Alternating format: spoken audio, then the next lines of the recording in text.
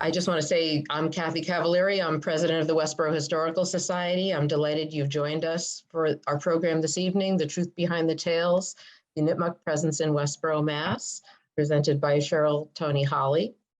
The Westborough Historical Society was founded in 1889 to preserve local history through research, programs, and the preservation of artifacts. Our headquarters is the Sibley House, an 1844 Greek revival home of the 1800s slaymaker William Sibley, located at 13 Parkman Street. And there we have a museum that houses 3 centuries of artifacts from Westborough's history dating back to the founding of the town in 1717. For more than a century, the Society's mission has been to celebrate local history and bring that history to life through our monthly presentations, Sibley House tours, and special events. And if you enjoy tonight's presentation, which I'm sure you will, we encourage you to like our Facebook page, which is Westborough Historical Society, and check out our website, which is www.westboroughhistory.org. And consider becoming a member. We have student memberships too. Seniors and students, I think, are only $10. And once you're a member, you can be on our mailing list and be aware of all of our special events. So for tonight's program, everybody will be muted. You can use the chat to ask questions, and I will raise them with our presenter at the end of the presentation. And as I said, the program is being recorded for later rebroadcast. November is Native American Heritage Month, and we are celebrating with tonight's program. Let me give you some information about our speaker this evening. As Sansqua, female leader of the Hassanamisco Nipmuc Band, Cheryll Toney Holley advocates for economic and social justice in all aspects of her community, including producing and distributing healthy foods, creating and encouraging connections for Nipmuc artists, pursuing land back opportunities, and promoting cultural education for Nipmucs of all ages, including language reclamation. Cheryll co-founded and currently serves on the board of the Nipmuc Indian Development Corporation, NIDC, an indigenous nonprofit dedicated to the well-being of Nipmuc people and the stewardship of Nipmuc homelands. She served for 10 years on the Massachusetts Commission on Indian Affairs, and is the former director of the Hassanamisco Indian Museum located on the tribe's Hassanamisco Reservation. As a former nurse, she's one of the original architects of the Nipmuc Women's Health Coalition, which was the first organization in Massachusetts to advocate for culturally appropriate healthcare programs for Indigenous people. A member of the Worcester Black History Project, Cheryll is also a professional researcher, writer, and speaker, specializing in African American and Indigenous peoples of New England, a passion she shares by compiling genealogies and written family histories for descendants of New England's communities of color. A mom of 4 and a grandmother of 8, she currently lives in Worcester, where generations of her family lived before her. And now I'm very pleased to introduce Cheryll Toney Holley. Good evening, everyone. Thank you. I'm going to share my screen. Thank you, Kathy. You're welcome.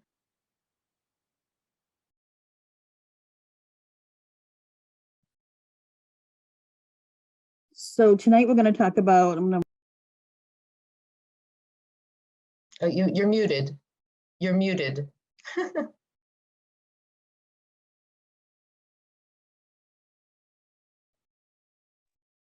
How's there that? we go. Perfect. So Kanupiam, Natasawa, Cheryll Toney Holley, Ninawan, Sansqua, the Hassanamisco Nipmuc Band. And what I said was welcome. My name is Cheryll Toney Holley, and I am the chief or female leader of the Hassanamisco Nipmuc Band. So my people's history is oral, stories passed down through generations. Traditional historians frown upon oral histories, calling them made up and undocumented. For us, that's not true. We believe that our stories have value and are based on facts, tradition, and culture. They teach us about things past that we need to build a better future. So Westborough's history has stories as well, some rooted in Nipmuc culture. This talk will explore some of Westborough's Nipmuc stories and uncover the historic basis and Nipmuc perspectives behind each story. as well as offering a brief summary of Nipmuc history and a glimpse at our lives today. So, a little background history. This map depicts a very rough estimate of pre-contact borders in southern New England. So pre-contact means before the Europeans settled on these shores. The word Nipmuc itself means freshwater people. Now this name Nipmuc refers to all Indians living inland, which consisted of several bands of related people with kinship ties and common planting, hunting, and fishing grounds. The English called this Nipnet or Neepnet, and it extended to the northwest corner of Rhode Island and the northeast corner of Connecticut, and in some places to the New Hampshire border, and in some places across the Connecticut River. But these are very broad, broad boundaries that we don't always believe in today. So now many believe that the history of Westborough began in 1717, when Westborough became the 100th town of Massachusetts. That's not so. For thousands of years, our ancestors lived with the land in a reciprocal relationship. The land and its occupants were not only sources of sustenance and livelihoods, but was also the basis of identity, culture, knowledge systems, and society. Over the millennia, our capacity to adapt to events like climate change was rooted in our in-depth understanding of the land. The French, the English, and the Dutch commented on how the land was untouched and virginal, but in reality, it was carefully cultivated to support people, animals, and other life, and to maintain the health of the land itself. So pre-contact culture included, we spoke an Eastern Algonquin language, variations spoken along the East Coast. Here in Nipmuc country, we spoke a combination of what we call N dialect and L dialect. Nipmuc bands lived in multiple villages throughout our homeland areas. We had seasonal cycles of economic activity, meaning that we had fields that we'd plant in the spring and return to those fields to harvest. When the fish were running, we'd go to fish. During the contact period, there were deadly epidemics all through Nipmuc country, all through Massachusetts, actually, in southern New England. They say possibly 80% mortality rate before the Pilgrims and the Puritans arrived, and that the English took this as a sign that God wanted them to supplant the Indians. It's estimated that 5,000 or 6,000 Nipmucs were left at contact period. And most Nipmucs lived along the Blackstone, the Quabog, the Nashua, and the Quinnebog rivers. And the earliest known contact between Nipmucs and the English was possibly 1621 at Sterling, Massachusetts, when Nashua was the sachem. This is a map of praying villages. I think that most of you have probably heard of Reverend John Eliot of Roxbury. He began preaching to the natives in the 1640s. And between 1650 and 1675, he established 14 praying villages in mostly Nipmuc country, but some overlap into Massachusetts country as well. You'll see on there Magunkaquag, which is Ashland, Wamisit, which is Lowell, Wayuntung, which is Uxbridge, Neshoba, which is Littleton, Packagug, which is in Worcester, and Hassanamisco, which is now Grafton. So these towns were set up to convert the Indians and allow them to emulate the English. So there's pretty strict rules to living in one of these praying towns.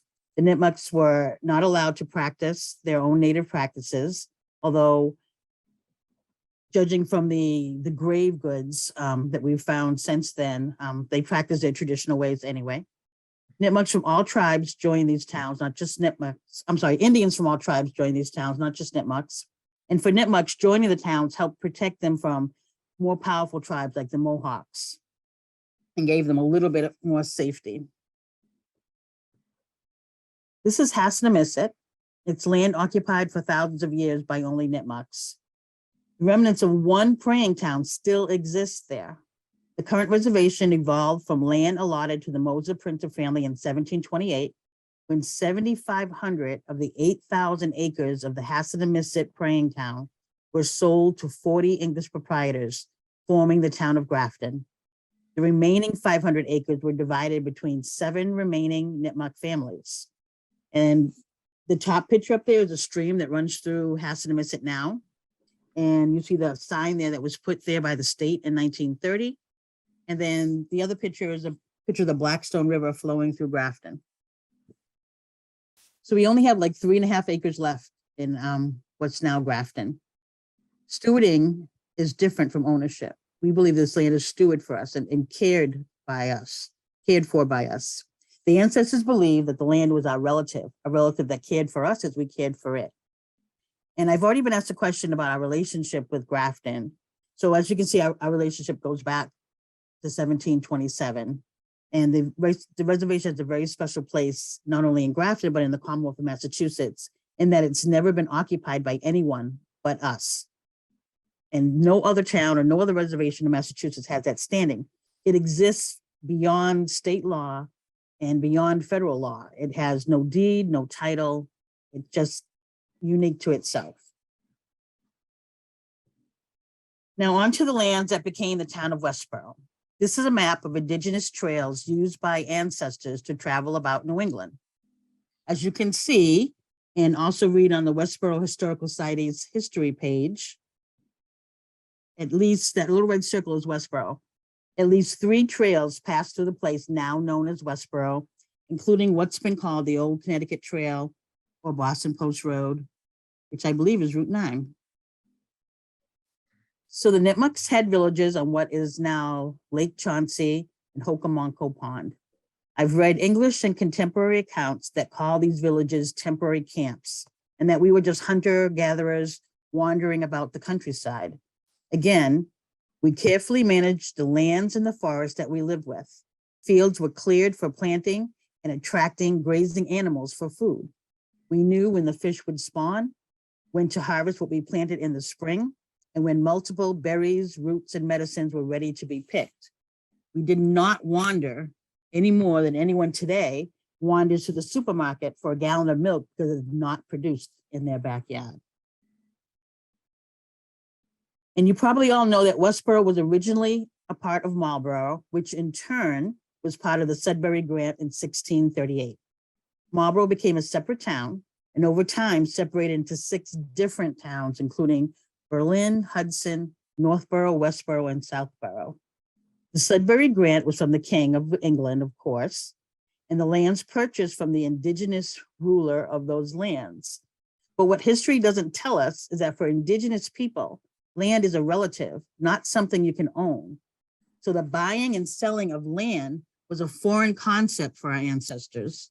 Now accepting gifts or items in trade for allowing the English settlers to live on or hunt on or grow food was something that was understood and honored. But ownership and fencing land off so that no one else could be in that place was not something that was understood. There was a praying town in the land now called Marlborough, Hassanamisco. When the King Philip's War erupted, the people of that town were sent to Deer Island, where few returned. King Philip's War began between the English colonists. It's just a picture, a rendition of what King Philip might have looked like, between the English colonists and the Wampanoags. And that rapidly spread to both Nipmuc and Narragansett people. It was one of the deadliest wars in history in terms of the percent of populations that were wiped out. So post King Philip's War, obviously we lost, indigenous people lost. The Nipmuc population was sharply decreased due to death, execution for taking part in the war, and being sold to the Caribbean in slavery.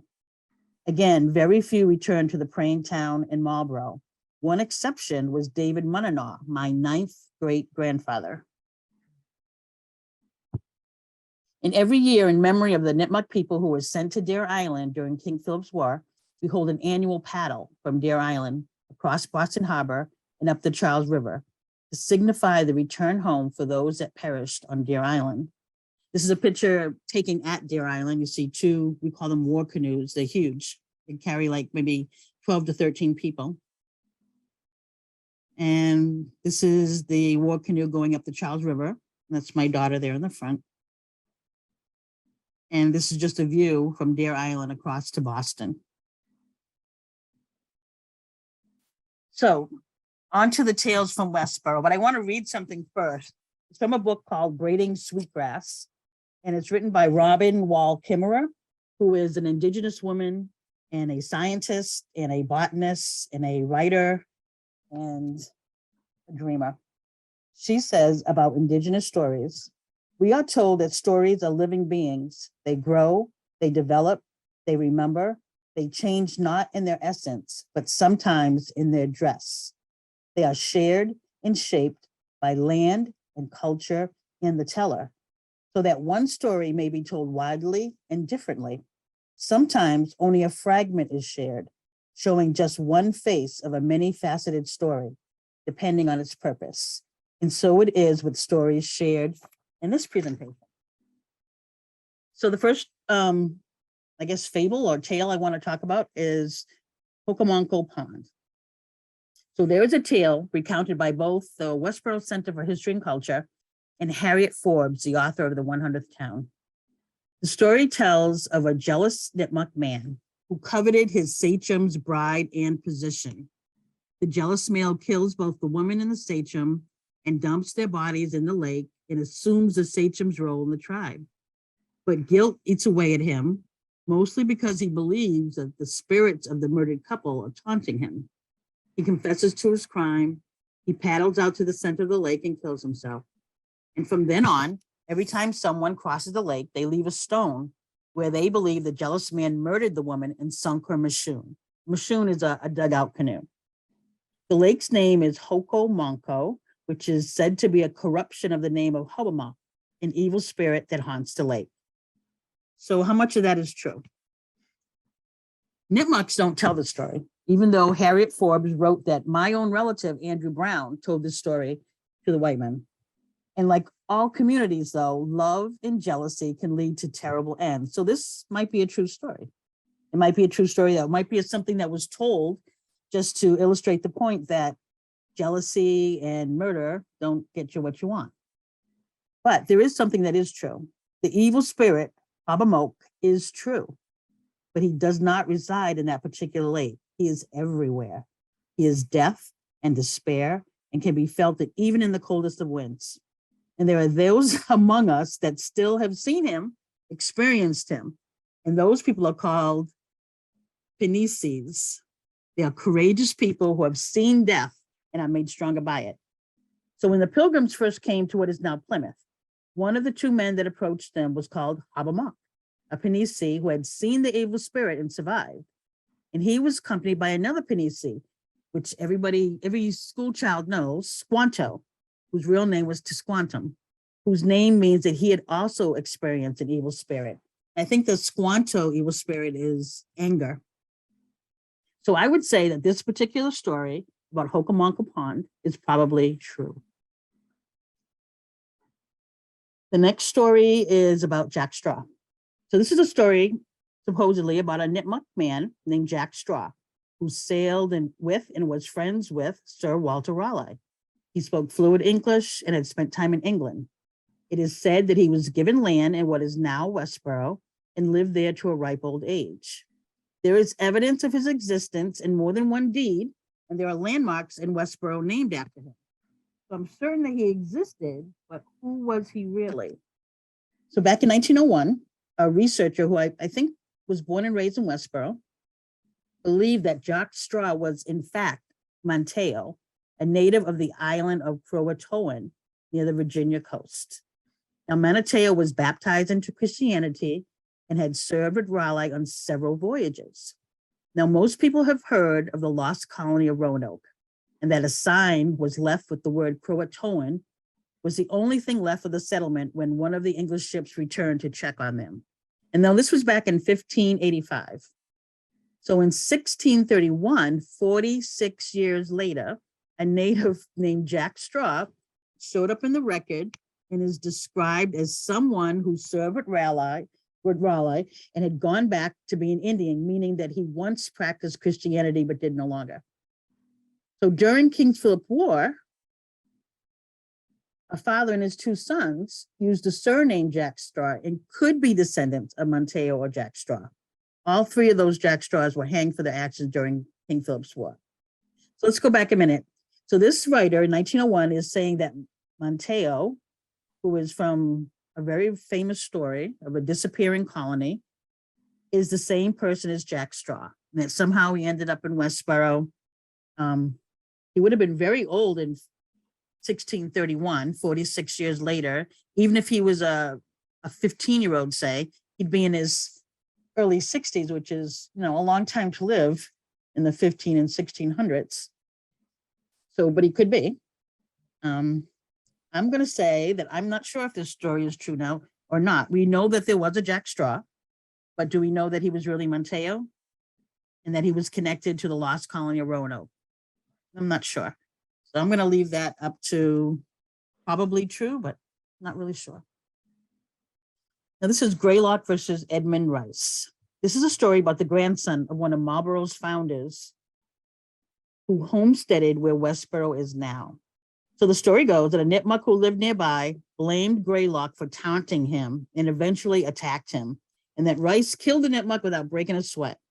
But some years later, a group of 7 to 10 Mohawks attacked him in retaliation and carried off 4 young boys. So I can tell you that in the Nipmuc community, we don't have any stories about Greylock. And in the colonist records that I've read, I don't see anything about Edmund Rice, the grandson of a founder of Marlborough, fighting off Nipmucs by himself. The second part of the story is mostly true. We all know that Mohawks did raid that area. They did attack the descendants of Edmund Rice, and they did carry off those 4 children. And that 3 of them stayed in Canada, married and had families, and even one of them became a sachem of some sort of those Canadian Mohawks. But I'm pretty sure that Mohawks did not attack them to avenge the killing of a Nipmuc years before, since Mohawks and Nipmucs were pretty much enemies. So I'll say that this story is only partially true. Now I'd like to talk about cedar swamps. So there are 2 cedar swamps in Westborough, but I was unable to visit either recently. It was just too wet. And I'll wait till the ground freezes before I try again. But when you see cedar swamps mentioned in non-Indigenous writings, they are made to seem like dismal, damp spaces where only the poorest would think to live. But in reality, cedar swamps are very special. They're extremely rare now in Central Mass, and even more so to the east of us. Cedar had many uses for the colonists and for capitalists that exploited and extracted and filled in and built over these magnificent and sacred areas. Cedar is one of our most sacred and precious spiritual medicines. It also has physical medical uses as well. The swamps are botanically rich in both vascular plants and mosses. They are often spring-fed, and they possess multiple microcosms of life.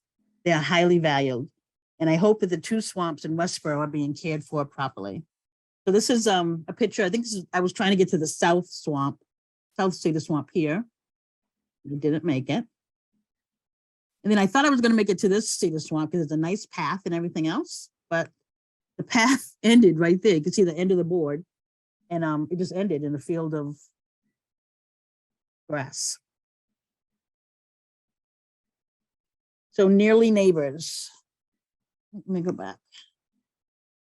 So back between 1975 and 1977, the sachem of Sun Square of the Hassanamisco band was Zara Cisco Brow. And she was very active in Grafton politics. She was the leader of our tribe. And the state of Massachusetts was putting up for sale or for bid the Grafton State Hospital. I think it was 500 acres of land. It was some was in Grafton and some was in Westborough. According to this letter, most of the land was in Westborough. So Zara petitioned for this land. She put together this really great plan.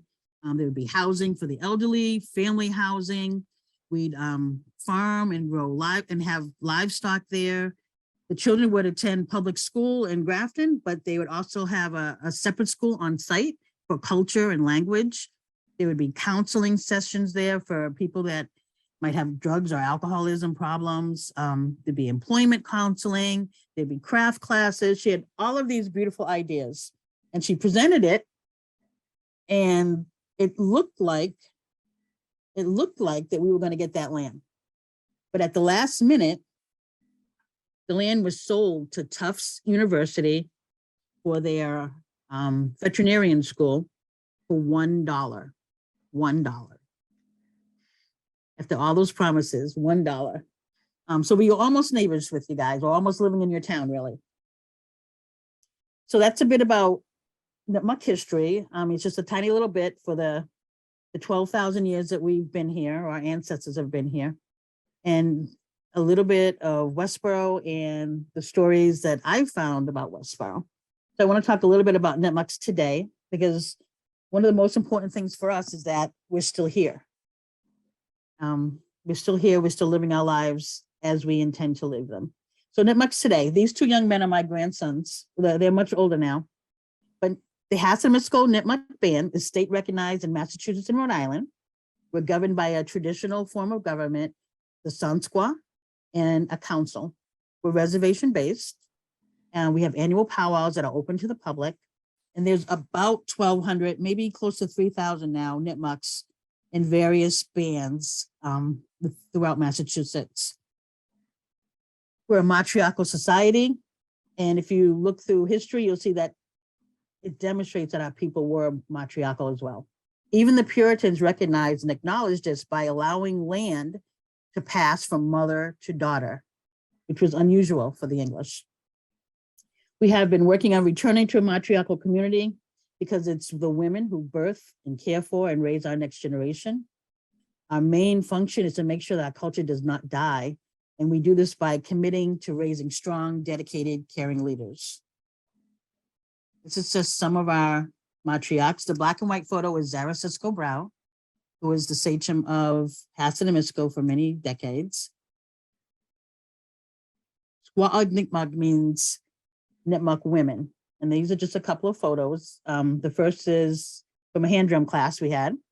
We made those hand drums ourselves. And the second photo was taken while gathering sweetgrass, which is another sacred medicine in Maine, as guests of the Passamaquoddy people. So the Hassanamisco Nipmuc Band is community-based, consensus-driven, meaning we don't vote. We talk about things and we talk about things until everybody agrees on some sort of solution. We believe that traditions change and evolve, and our focus is strengthening the ties that bind our community. On the reservation is the Hassanamisco Indian Museum. It was originally built in 1801 by a Mr. Sweeney, who exchanged his labor for land next door.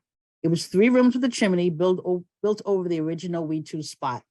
So the story goes that the 2 sons were very modern.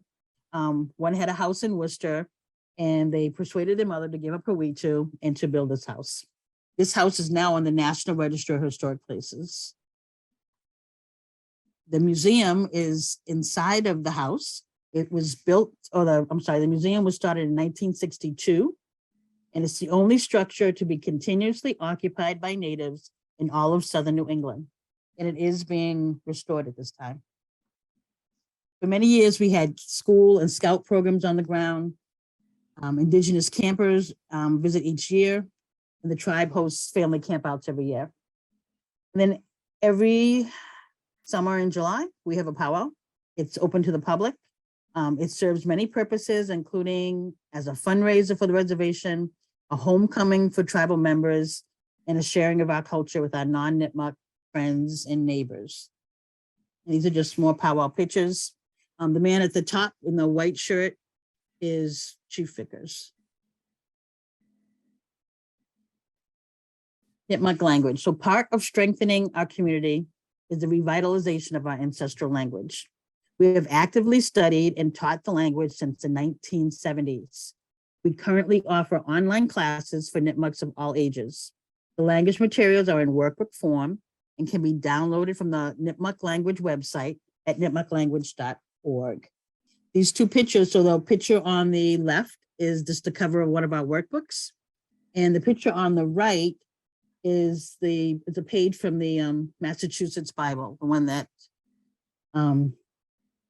James the printer typeset. And John Eliot had it commissioned. Paddles. So paddling is how our ancestors traveled. We are freshwater people, and for centuries linked to each other via waterways. We use paddling today to honor and remember our ancestors. So we already talked about Deer Island and the annual paddle to remember the Natick peoples and Nipmuc peoples forced removal from their homes to Deer Island and Boston Harbor. And most of those, they've just dropped them there on the island without any food or fresh water or shelter. And so most of them did not survive. We also organized paddles throughout the year to keep the tradition of paddling alive, promote healthy exercise, and simply being with each other. I think this paddle right here was in the middle was on the Quabog River, and the other one is a Deer Island picture. Ceremony. So most Nipmucs are Christian, and some follow old ways as best as they can, piecing together practices that our ancestors did. Or they mix Christian and old ways. Our old ways are earth-based, multi-deity. We often have ceremonies on the res. We have quarterly moon observances like Strawberry Moon or Hunter's Moon, which is tomorrow night, I believe. The reservation, again, is the last bit of land occupied only by Native people in Massachusetts. And the front part we use for socializing and powwows. This picture right here is an old fire pit from long before I was born. This picture is Chief Vickers, Chief Walter Vickers, who was the chief of Hassanamisco, and for a little time, chief of Nipmuc Nation, who was chief for 34 years. So preservation, we have a repatriation committee with a tribal historic preservation officer. What repatriation is when museums and historical societies and libraries give back our relatives the remains that they've collected over the years. And we take those remains and we rebury them on the reservation with ceremony. Another preservation project is restoring the 1801 homestead. Our Cisco archive, which is historical papers belonging to the Cisco family, descendants of the original printers. We're putting that on an online archive called Mercachu, so that not only tribal members can access them, but everyone can. And then there's a nonprofit called Nipmuc Community Preservation. They currently own land in Petersham, where they plan to build a community center for us. This picture is a copy of one of our, I think it's one of our school brochures, showing some of the exhibits that we have there for schools.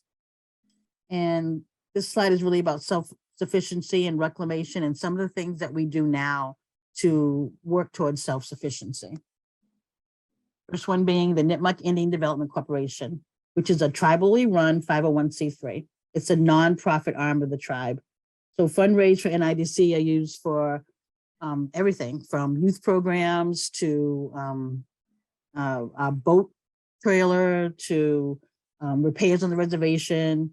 We're right now building a commercial kitchen where our cook shack is standing and anything else that we need. Our art, one of our main focuses is to support our Nipmuc artists. We encourage contemporary art and artists, and we also support people that are trying to reclaim our ancient art forms. So this basket right here is painted and created by someone in the printer family in the, I'd say, early to mid 1800s. There's a few of Nipmuc baskets around here, there, and everywhere. We actually don't own any of our original baskets, but we would certainly love to do so.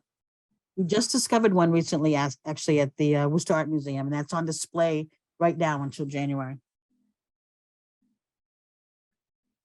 And just some more pictures of art, some contemporary and some traditional. Nipiash Wapamosh.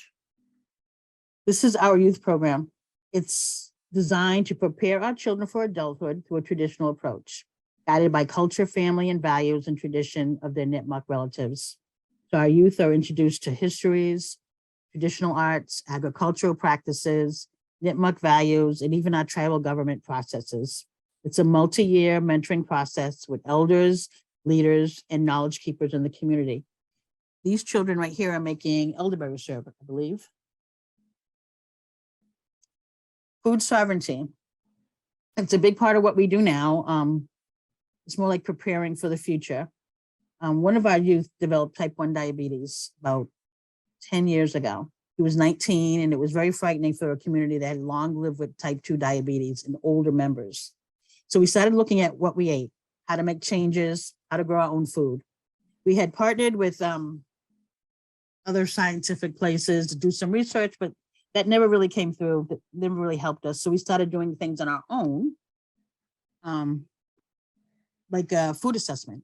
We sent our kids out and had them survey their families to document what Nipmucs ate, what food-related diseases we had, and what we could do in the future. We started teaching people how to raise food at their home in like raised bed gardens or patios.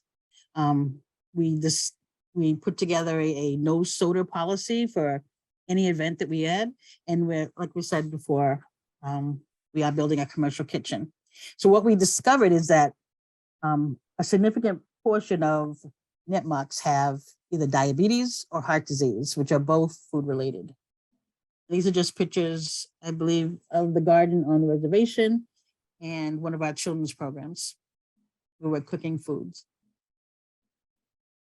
Reclaiming our medicine, we're rebuilding our pharmacopoeia, relearning plants in herbal medicine, and growing the food on the res. We currently have 3 separate Nipmuc apothecaries in Worcester, in Athol, and in Millis, Massachusetts.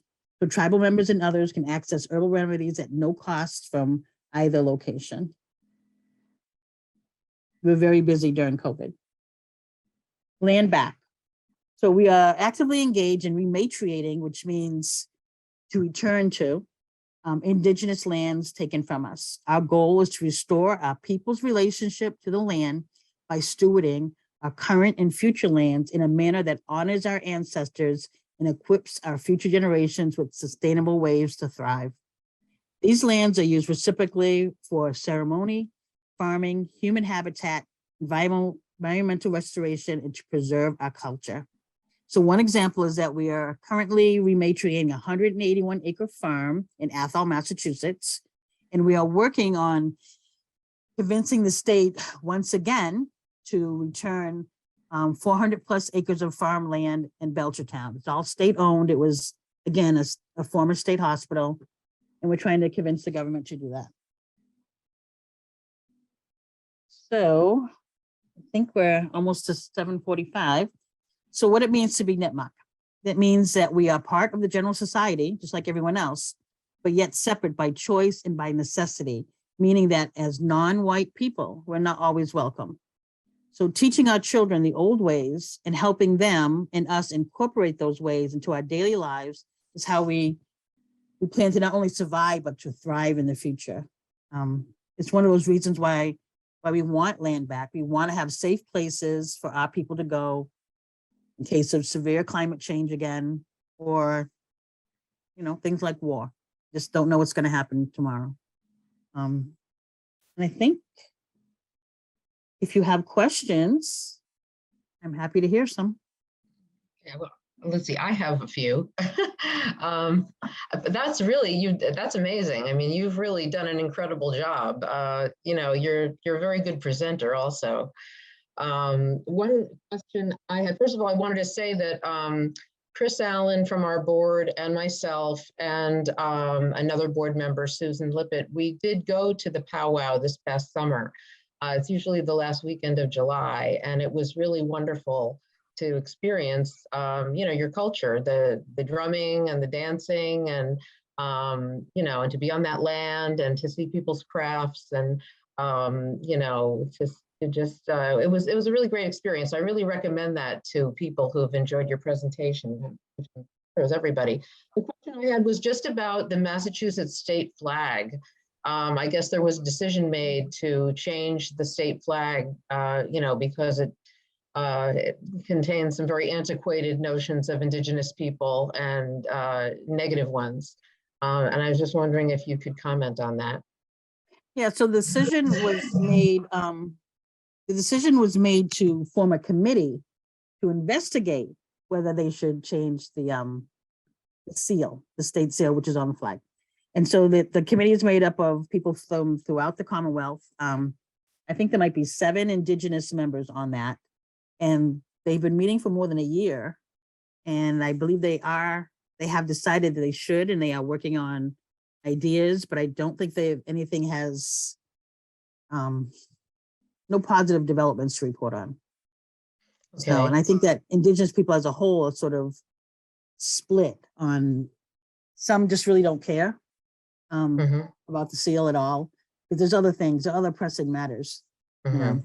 And then others are very, very intent on making sure that the seal is changed. And it looks like it probably will be. There's one question from Michael Volk. Are any of the Native American trails available to hike in Westborough? I know Cedar Swamp does, the Community Land Trust here does have trails going through the Cedar Swamp that's near the town, center of town railroad station behind that property there. I guess there's other access from the cemetery in the south. I don't even know if I've been down there, but yeah, there are trail maps for both of those Cedar Swamps.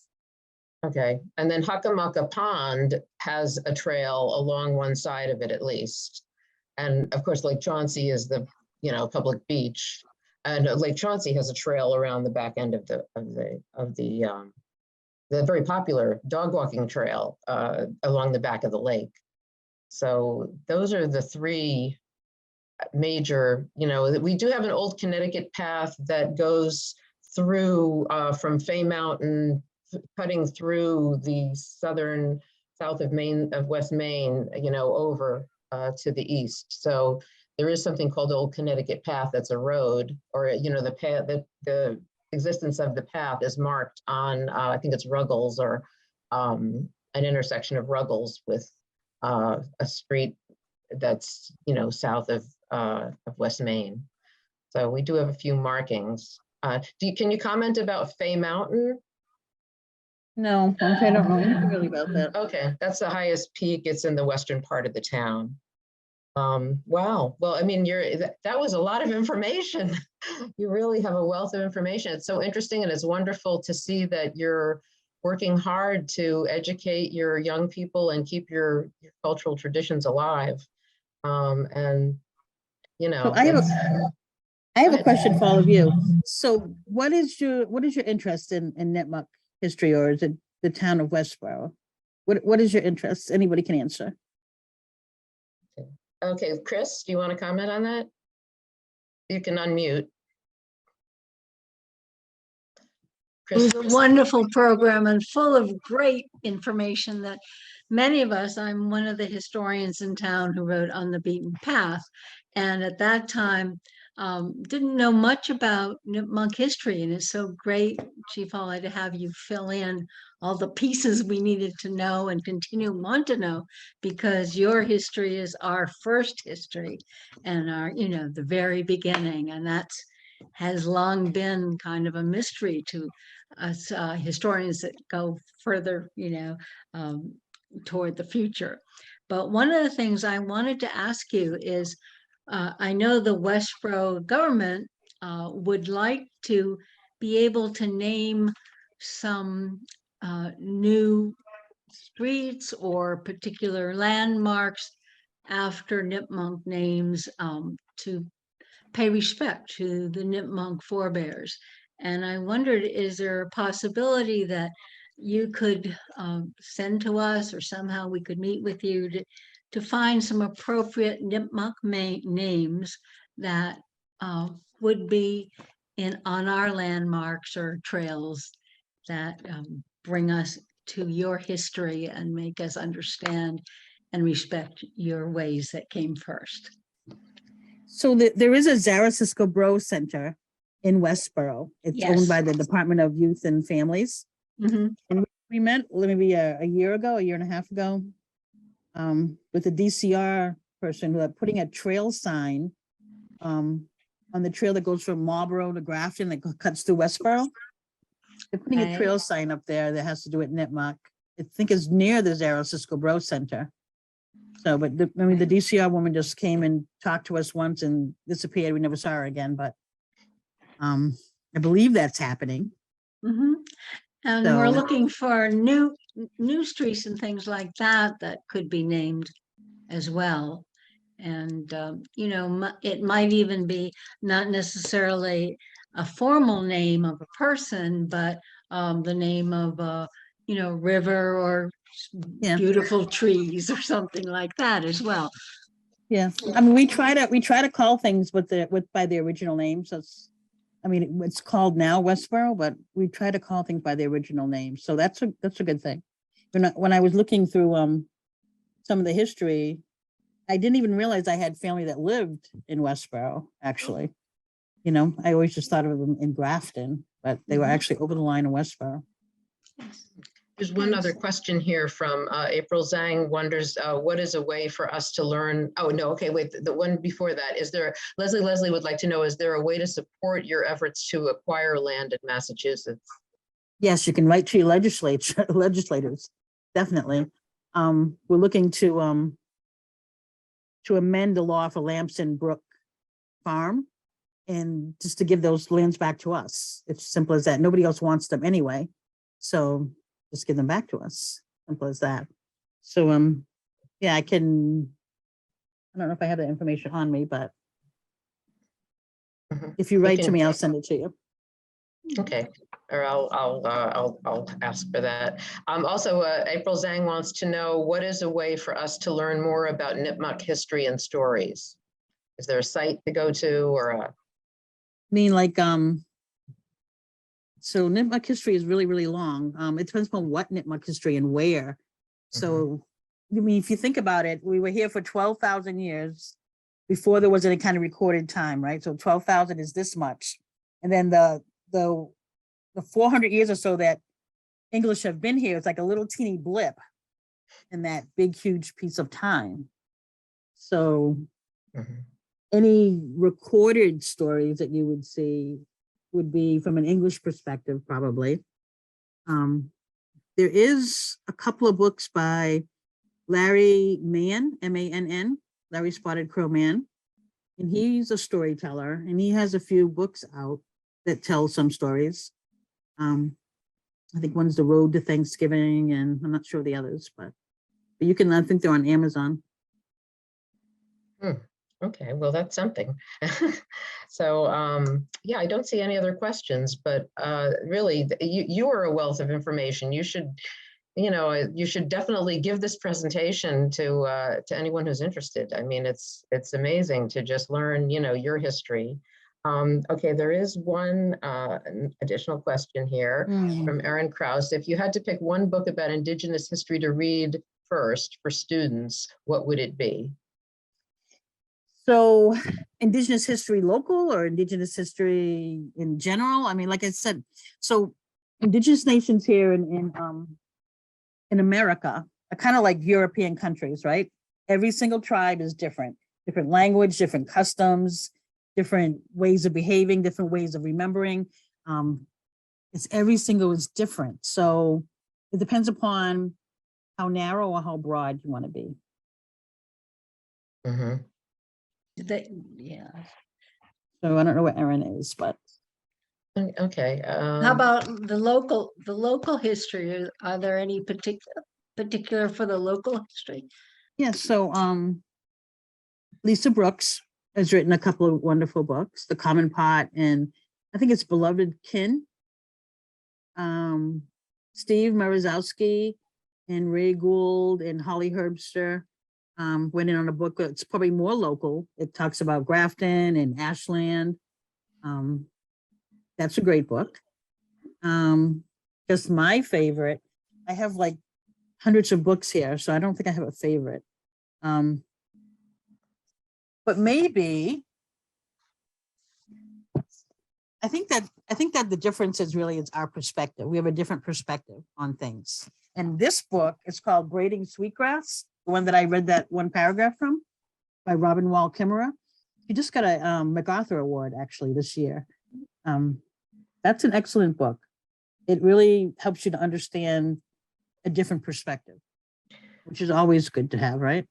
And that's called Braiding Sweetgrass? Braiding Sweetgrass, Robin Wall Kimmerer, Kimmerer.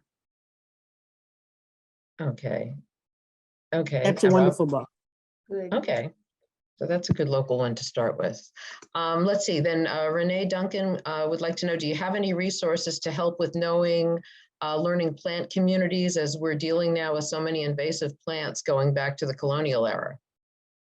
Yeah, so that's so we belong to the New England Farmers of Color. there's a whole network. We call it agroecology, and probably everybody calls it agroecology. So we have a whole agroecology network that we work with.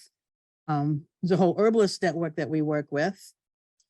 But I think in general, there is a local herbal learning center, I guess you can call it, or a local herbal school called the Herbal Academy.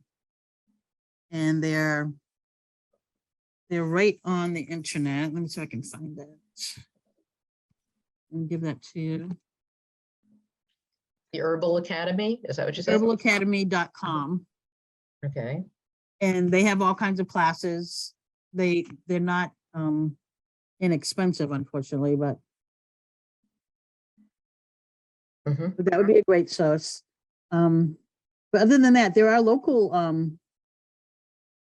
farming networks here. There's one that's like in Boylston that does a lot of herbology and things. And actually, you know what? Tower Hill would probably be a great resource too.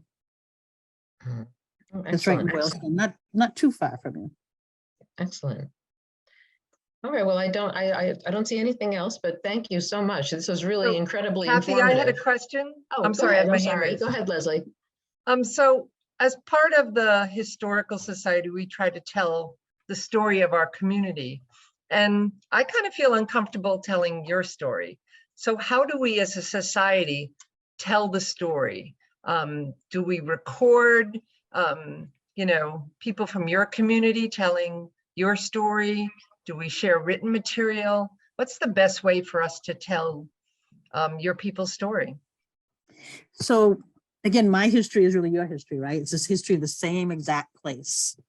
So, but I think it's a matter of perspective. So I'm working as a Mellon visiting fellow at Brown University for a project called Reimagining New England Histories, which is it's a 3-year project to tell the history of New England from a Black and Indigenous perspective. And so we're telling those stories from our community's point of view. Because right now it's all told by the colonist's point of view, right? The conqueror. So I think gaining the perspective is what's important. And that's difficult even for me because I'm a genealogist by trade, and I just tell the story, this person was born here, he died there, they got married in between. But in a Black or Indigenous community, the community's voice is what's central. And it's like there is no time. It's just one great big huge circle. Whatever happened before is going to happen again, and it just keeps happening. It's a community voice. So I think that figuring out what our perspective is different. So like the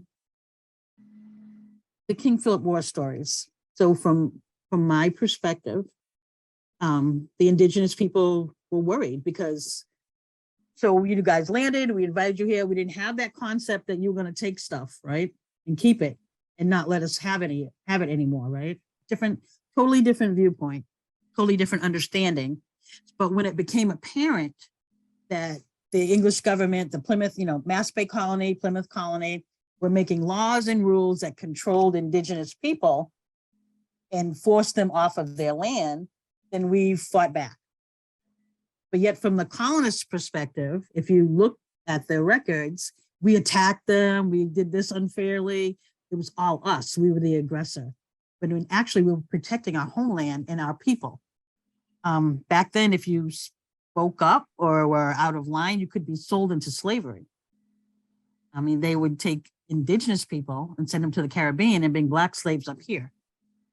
So there's another project at Brown called of course I can't think of the name of it, but it's about Indigenous slavery. And it's the first slavery that we had in New England was enslaving Indigenous people. And because if you could enslave someone, say a Nipmuc, and bring them to, I don't know, Plymouth, but because they were Indigenous, they could easily escape and go into another community somewhere. That's why they started sending Indigenous people down into the Caribbean, because where are you going to escape to? There's just no possible way. You don't know the language, you don't know the land, you don't know the people. So, yeah. So people blame us for King Philip's War. They blame us for, taking away English. You hear about that all the time. My ancestor was captured by the Indians and blah, blah, blah, blah, blah. But we really weren't the aggressors. We were simply defending. So that's our perspective. So I think that's how you have to present history, is not just from the perspective of the person who won, but by everyone's perspective. And by that, you can only do that by, I guess, asking questions and reading.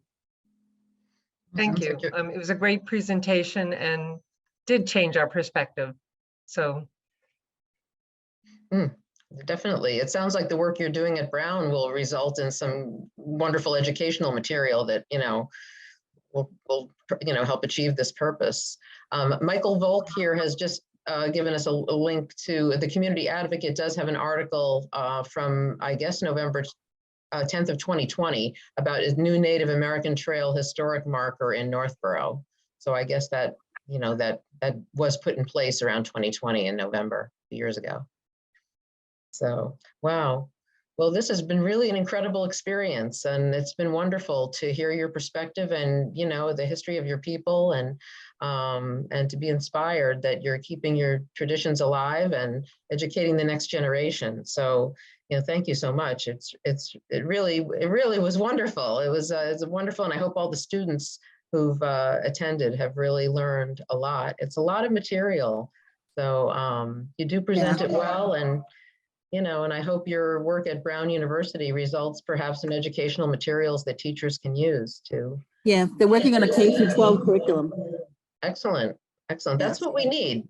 Yeah, and I mean, we need the real history, Yeah. So thank you very much. And I just want to, okay, let's see. Someone wants to, Lisa Edenberg wants to know, will this presentation recording be shareable after the meeting? So our Zoom administrator, Peter Allen, will know that he's going to share it with Westborough TV. So they will make it available, through their means. But, certainly, through Peter or Chris Allen, we can have Peter look into whether he can send it to you or whatever. Yeah, Lisa's on the school committee. So we'll follow up on that. And just for the Historical Society, I just want to mention that our upcoming programs, we'll be having an open house at the Sibley House during Westborough's holiday stroll, which will be Sunday, November 27th, Sunday of Thanksgiving weekend from 2 to 5. Our museum will be open from 2 to 5 and with a craft activity for children. And it's really the first time I think we've really opened the house to the public in a big way since COVID. So we encourage everyone to check us out that Sunday, November 27th, 2 to 5. And we're also going to have our holiday bazaar the following Saturday, December 3rd from 9 a.m. to 1 p.m. also at the Sibley House, 13 Parkman Street, where you can look for your holiday treasures. So Cheryl, thank you so much. This was very, very informative. Really Thank you for having me. Yeah, you're a good presenter. Very good. Thank you, everyone. You're getting a lot of accolades. Thank you and have a good evening.